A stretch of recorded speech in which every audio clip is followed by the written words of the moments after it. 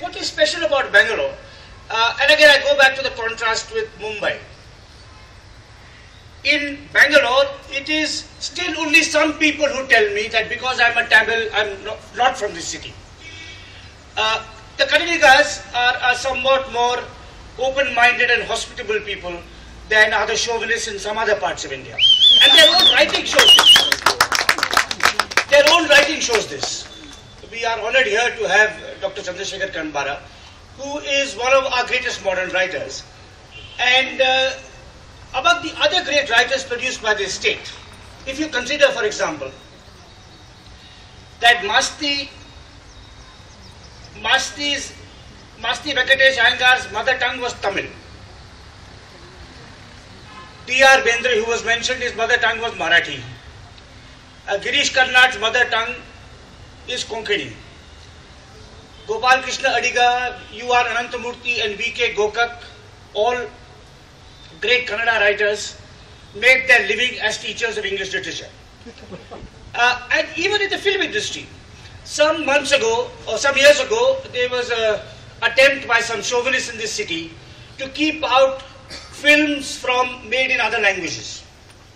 At that stage, I got an agitated phone call from a friend in Andhra who pointed out that Bengaluru is the only city in the world which has daily film shows in 6 languages.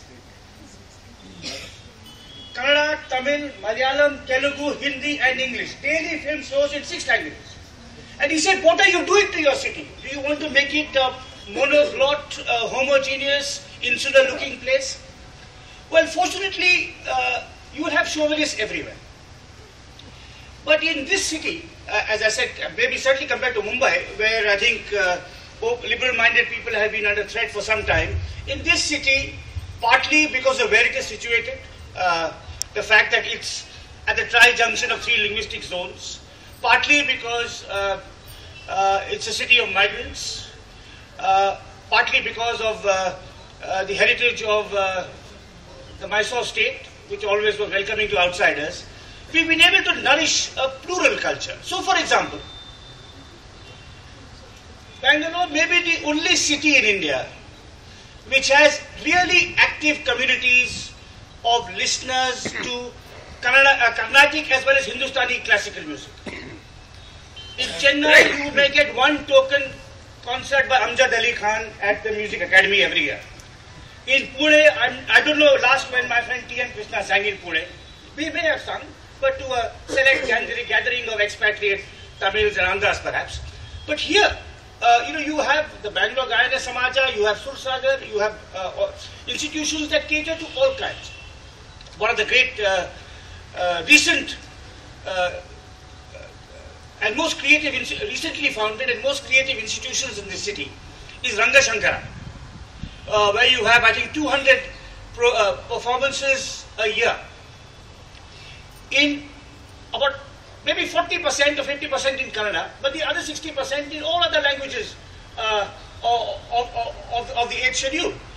In the current Ranga Shankara festival, Girish Karnad's plays are being featured. Every year they choose a great playwright, I think, or a director. I think in the past they've had a special, they've given us, devoted an entire festival to Habib Tanveer. Before that to Vijay Tanveer. But this year it is Girish Karnad, who is a Kannada writer. But you will see his plays in Punjabi, in Malayalam, in English, in Urdu, in Bhojpuri. And I think that's the wonderful thing about our city, about its literary, cultural, aesthetic, artistic traditions. These are the traditions that the BLF seeks to draw sustenance from, take further. And in this festival itself, we have the great Chandrasekhar Kanbara with us today. I think the great Tamil writer Ashoka Mitran is going to come soon. And if, of course, this year the monsoons have been good, so there is no Kaveri conflict.